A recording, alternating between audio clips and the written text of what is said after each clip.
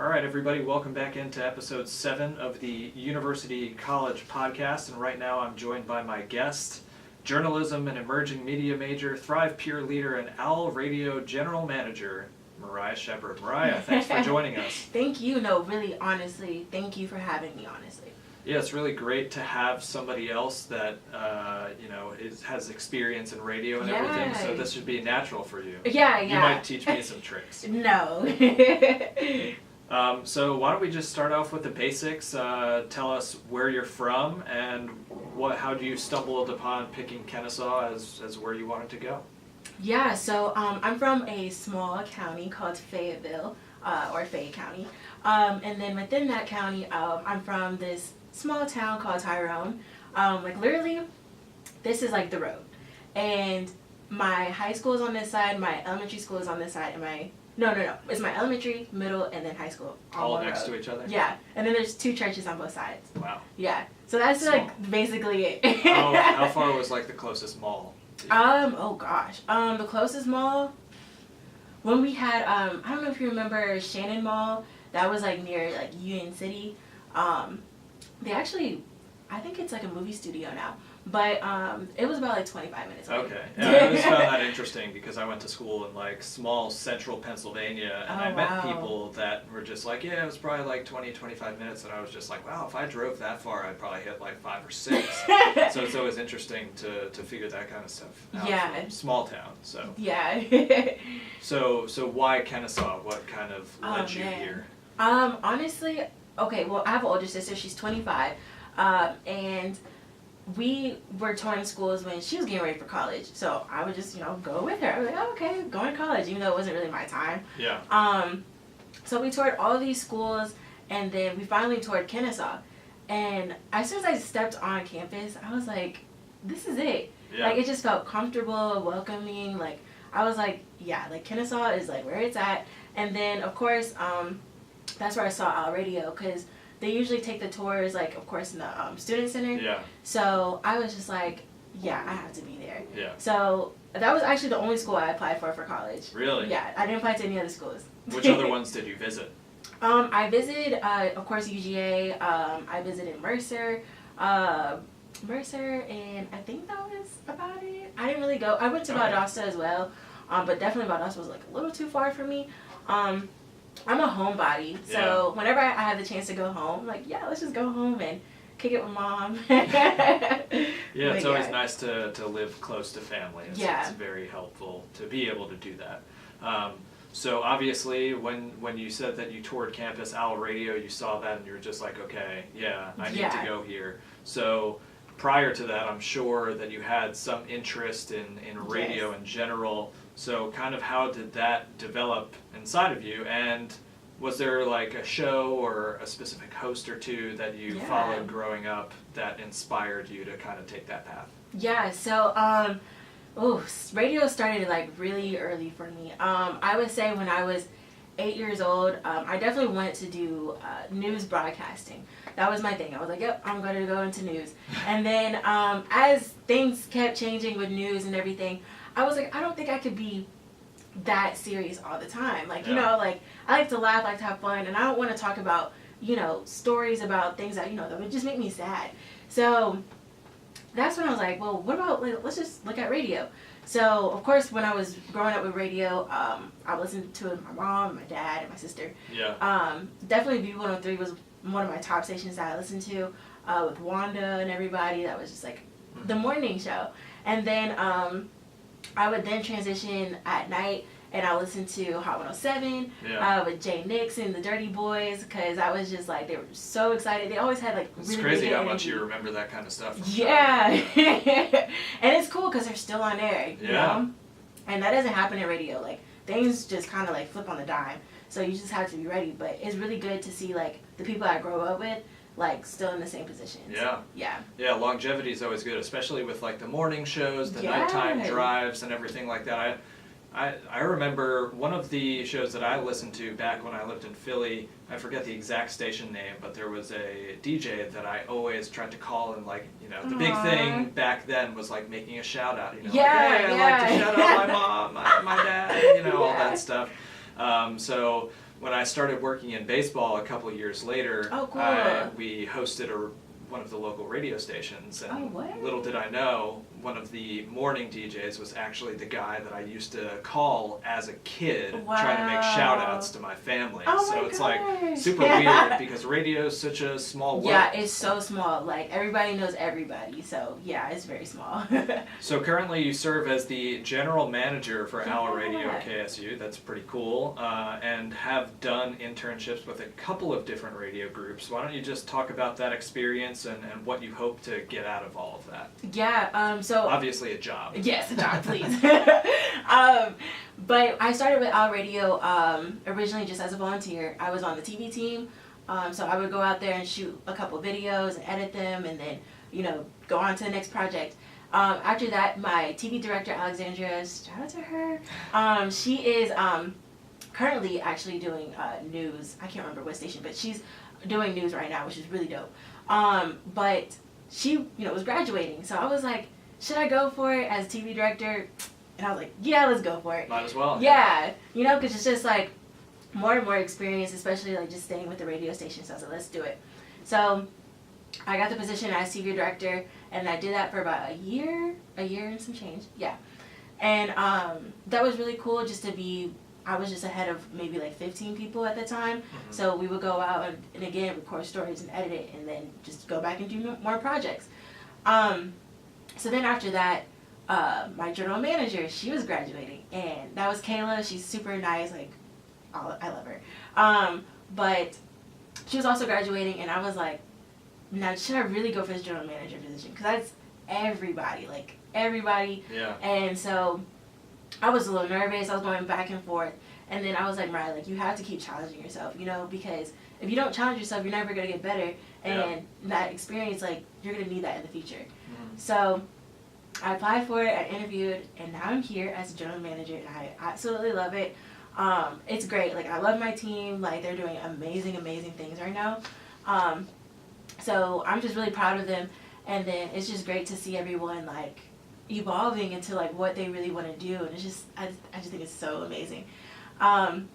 But after that, I was like, okay, well, I'm getting closer to graduation, so I need to start interning, Yeah, that's the next step. Yes, exactly. So my first internship was Cumulus Media Atlanta. So they do Q100, Kicks, Rocks, and a classic station.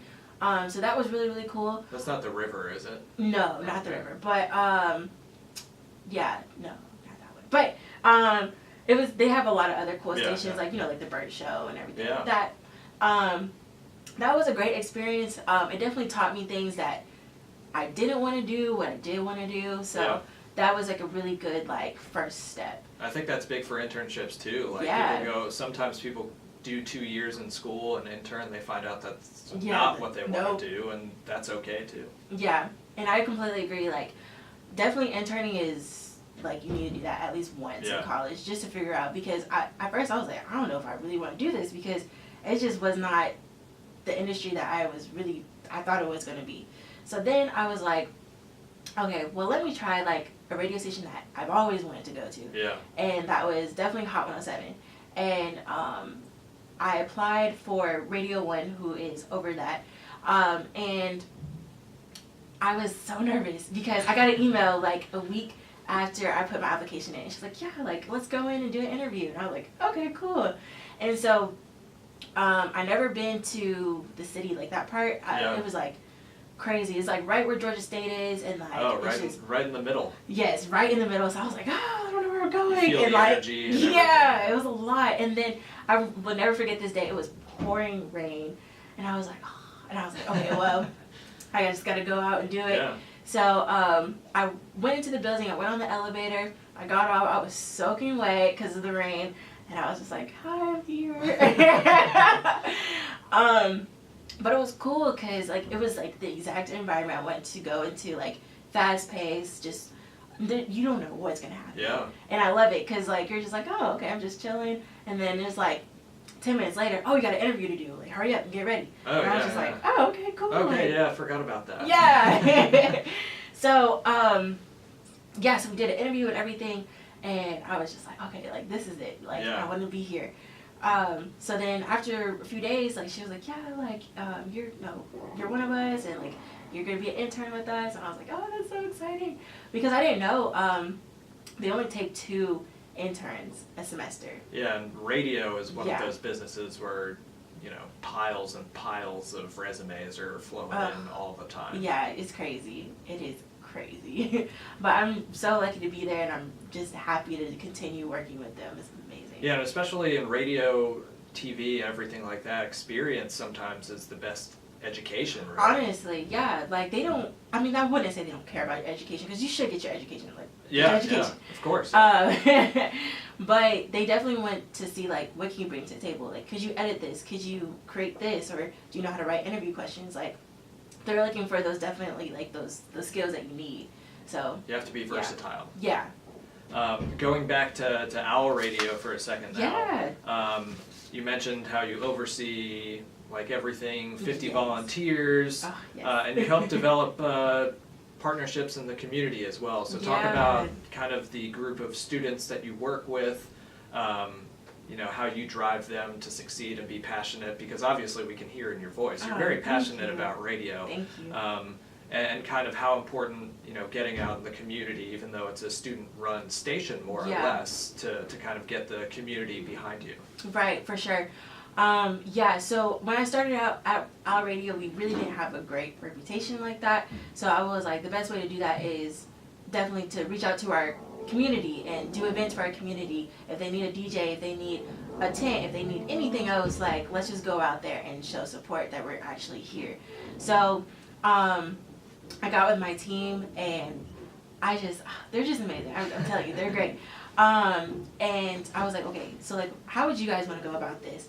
And they were just throwing ideas left and right. And I loved it, because I was like, finally, we have content, we have ideas to actually execute, and I love that. So we definitely work together a lot.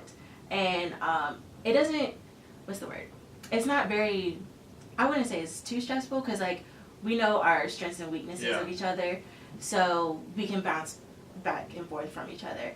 Just like today, like, we had an incident, my promotion director, Hayden, he had to go to class, and he was like, Moriah, could you help me with this event today? Like, I can't set up. And I was like, yeah, I'll help set up. Like, even though I'm the general manager, and like, usually like those type of roles are like, you gotta wear a lot of hats. Yeah, you do. And some people are like, oh no, you just sit behind the desk. And I'm like, no, I don't do that. Like, if someone needs help with something, I'm gonna fill in, you know? So we just help each other, and I think it's really helpful. And then with the community, like, we've done more events that we have this year than any of the years of Owl Radio. That's awesome. And I love it. Like, it's great. And like, people are like, oh my gosh, like, I'm so happy you guys are here. Like, it's great.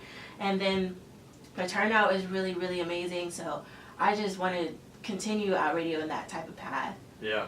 So for students that might be listening, or faculty, staff that have students that might be listening, how can they go about getting involved with Owl Radio? Oh, for sure. We have our website. All you have to do is go to kcradio.com, and from there we have our contact section. So you can either email me personally. I have my email up there, or any of the managers, directors that you want to talk to. And then we also have like a tab for if you want us to cover an event for you, and maybe have our TV team there so you can do some video, or if we want like a DJ or anything like that, you can definitely just let us know, because we have a form, so we get that, we can prove it. And yeah, just the website is really, really helpful. And then you can always ring the doorbell. We have a doorbell at the station. A lot of people don't see it, they just knock on the glass, but it's okay. Either way, you can always stop by this station. There's always the bottom floor of the student center, yes, right in that little corner. Yeah, across from the game room. Yeah. So moving on from radio and talking more about Thrive, which is a part of University College. Obviously, Thrive kind of dips into the whole, recruiting process before people really even step on campus. You know, it starts in high school.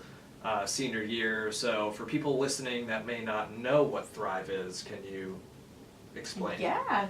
Thrive is an amazing, amazing program.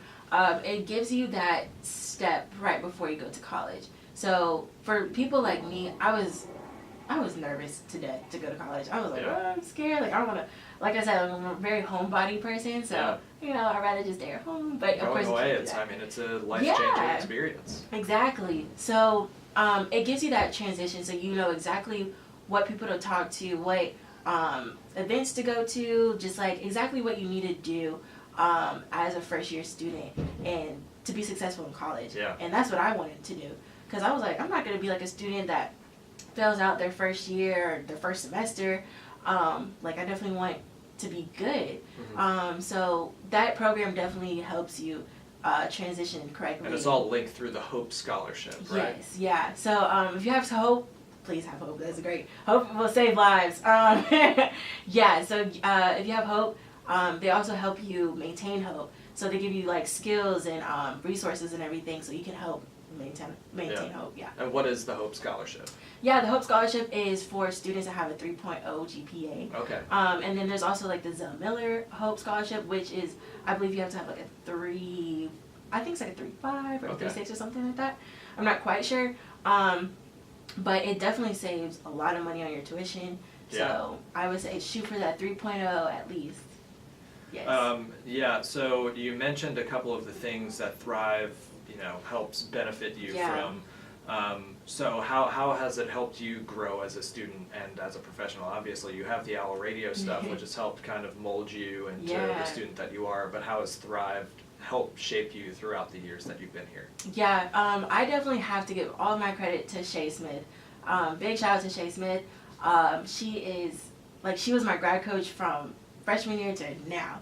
So every time I had a question, or if I was like worried about my classes, because she'll always ask me, how's your classes going? And I'm like, oh, I don't know what to do. Like, she would help me out.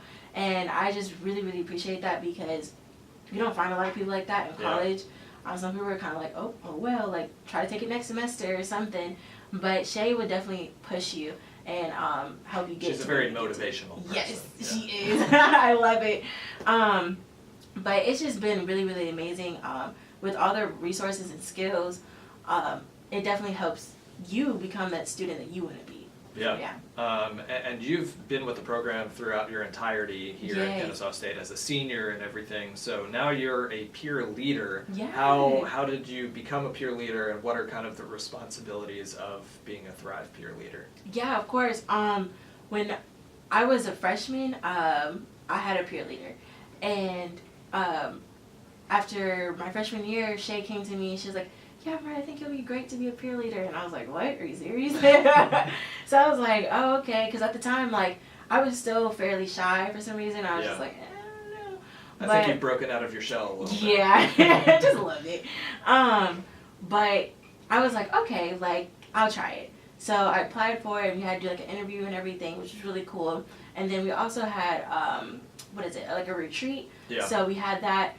So that helped me, like, develop those skills as well to be set for being a peer leader. So that was just really cool. But the responsibilities for that is just really keeping in track with your students, making sure that they're okay, and like if they come with you. That's working with first year students? Yes. Okay. Yeah. So just like the first year students that come in, and then they're going to be in that first year class. I can't remember. First year seminar. Yeah, that one. So they're going to be in that class, and you also are in that class with them. So if they ever come to you with questions and you weren't really sure about the questions, you always direct them to like the right resource. But it's just really helped guiding students so that they can be like a really good student like how you were. So, yeah. Awesome.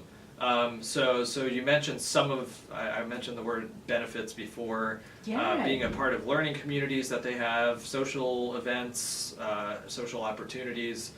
Service projects as well. Were there a couple of events or projects that you've done throughout your time with Thrive that kind of stick out that you want to mention? Yeah, for sure. I would definitely say I think it was my sophomore year or freshman year. I'm not quite sure. One or the But yeah, one of those two. But for my English class, we had to do some type of project. I can't remember what the project was either. But basically we had to volunteer at wherever location we wanted to go to. And my group, we decided to go to Mus Ministries. Okay. And I was like, okay, like that'd be so cool, because it's Mus Ministries is for people that are homeless, and they take care of them. They have like a housing facility for them, which is really, really dope. So we went there and we did like a survey question to figure out like how we can better help homeless people. And it was the best and like the saddest thing I've ever done. Yeah. Like I cried there and everything. Like I had to go to the bathroom because I was like, I can't do this. Yeah. But it was a really nice insight, and I was just like, I'm really grateful for that experience that I had with Thrive, because I would have not done that. Like I might have probably done it a couple of years down the road, but I was able to do it in my prime, which was really, really amazing. And then from there, I also did like a conference, seminar type thing, where I talked to students that were in my shoes about to graduate, and like how do you go about graduation? Right. Because yeah, it gets tricky. So you know, a lot of students didn't know you had to petition to graduate, and that's a $50 fee. Yeah. Yeah. So like a lot of people also don't know that when you do petition to graduate, you have to do it a semester before you actually graduate. Yeah. So you can't just show up with your cap and gown and hope it happens. Right, because they're gonna be like, oh no, you're not on the list. So that was just really, really cool to help those students, because I was like, yeah, like guys, we're all graduating together, so yeah, like yeah, here's the information. Definitely. Yeah. So you're graduating soon. Yes. So I'm excited. sure if it hasn't hit you yet, I'm sure it will. Yeah. At some point. You have Al Radio, you have internships, you have Thrive program, a lot of experiences at Kennesaw. What are you most looking forward to taking the next step forward at life after college? Oof, it's crazy. I can't believe it went by so fast. Like everyone would tell me, college goes by so fast, and I'm like, no, it doesn't. Yeah. And now I'm then here. You blink, and now you're here. Yeah. So my next step after graduation is definitely a job. Yeah. So I'm definitely trying to think about where I want to go. I'm really, of course, interested in radio and television. So either way kind of goes. I would love, of course, to work with Radio 1. I think it's an amazing company. If you're listening, Radio 1. Right. I endorse this message. Thank you. So, but just really wherever it goes. Like, I'm not going to force anything. You know, you just kind of have to accept wherever life goes. Yeah, first job isn't going to be your last job. It's not. It's going to make you stronger. Yeah. So wherever it happens, happens. But I'm excited for the future. What do you think you're going to remember most about Kennesaw? I know you've done so much, but... That's a great question. What I'm going to remember most about Kennesaw, definitely the people that I met here. Yeah. Like, I couldn't do it by myself. Yeah. So I am so grateful for everyone that I met here, because they helped me be the person I am today, and they also helped me be in the position that I am today. So definitely the people here. Well, awesome. Moriah, we appreciate you coming and chatting with us here on the University College podcast. Any place on social media that people might be able to find you, or Al Radio that you want to plug? Yeah, definitely listen to Al Radio. We are at kcradio.com, and also Radio FX app. It's amazing. So you can go ahead and download it, and then you'll search Al Radio, and then we'll pop up. And then, of course, you can follow me on Instagram, MOR1AH. That's me. And I follow back, so. All right. Cool. Well, thanks again for coming on, and hopefully we'll be chatting with you down the line when you have your own morning show. Oh, I hope so. Yeah, here's to that. Yeah. Thank you. All right. Take care.